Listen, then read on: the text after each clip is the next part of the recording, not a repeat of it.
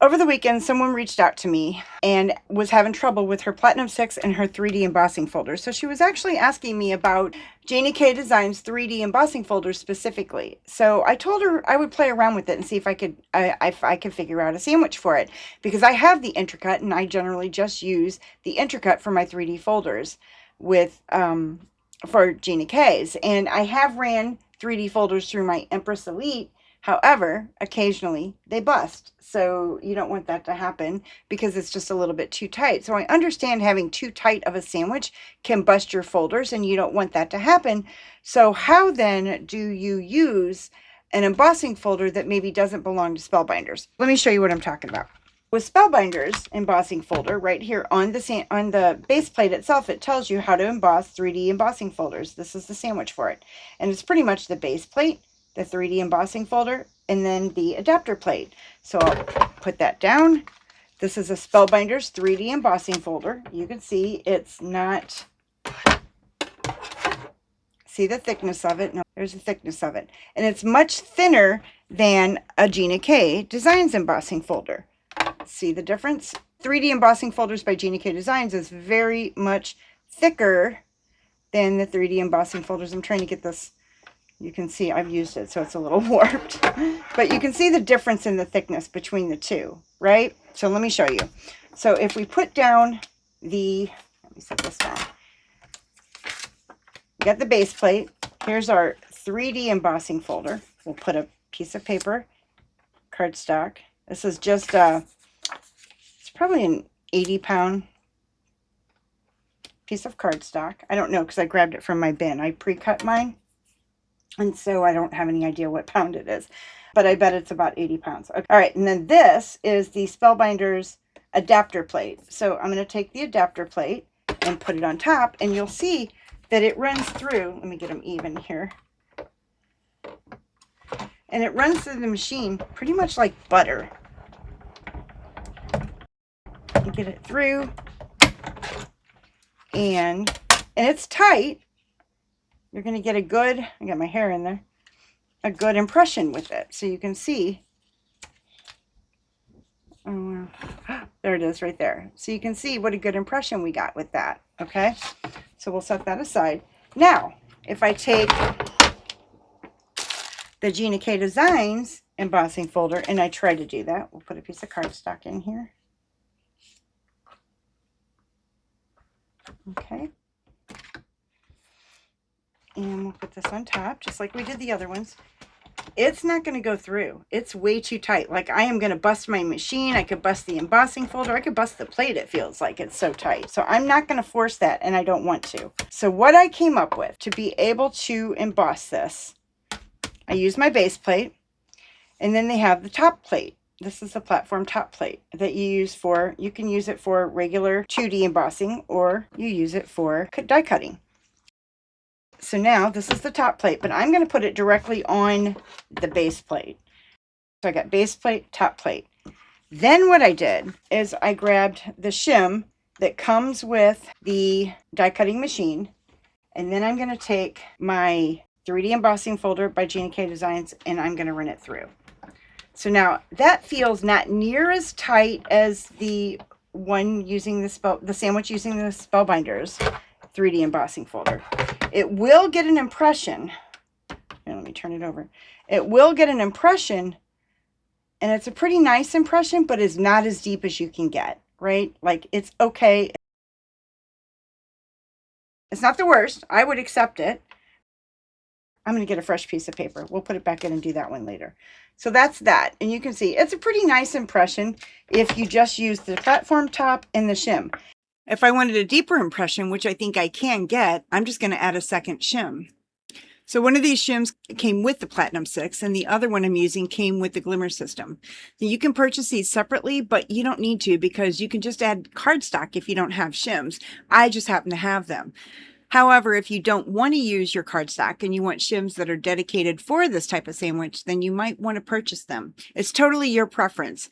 I'll have all the links listed below in case you decide you need them.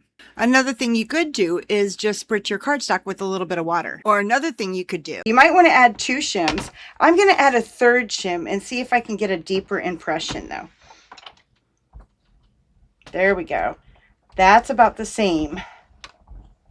Yeah, that's good. That's about the same as what Spellbinders feels like with their embossing folder and their sandwich. And then you can see now we have a nice deep impression. So here's the difference.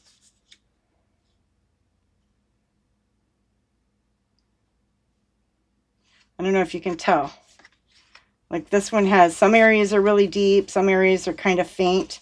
But if you look at this one, it's really nice and deep. I don't know how to get you to... All right, let me do that on a piece of dark cardstock, see if that works out better. Hang on. Okay, here is a blue piece of cardstock. I almost think that might have been too tight. I'm just going to keep it with, I like it best with one shim.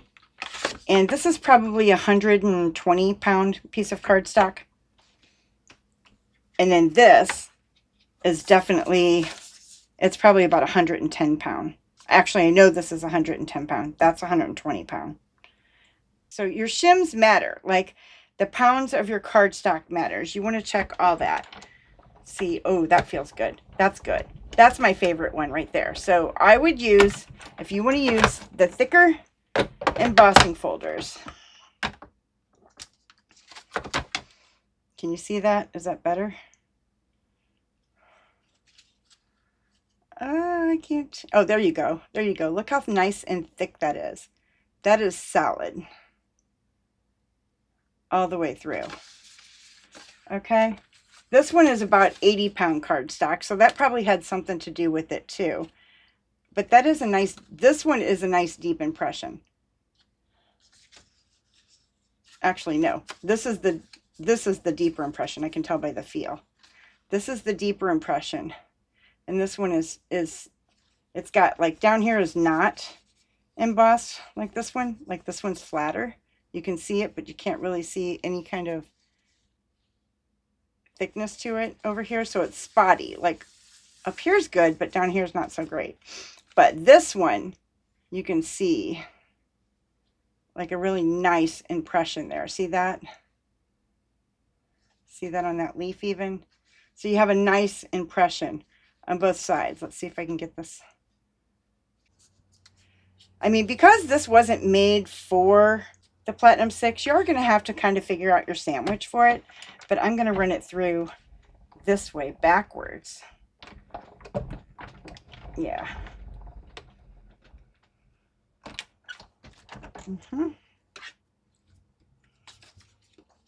Yeah, look at that.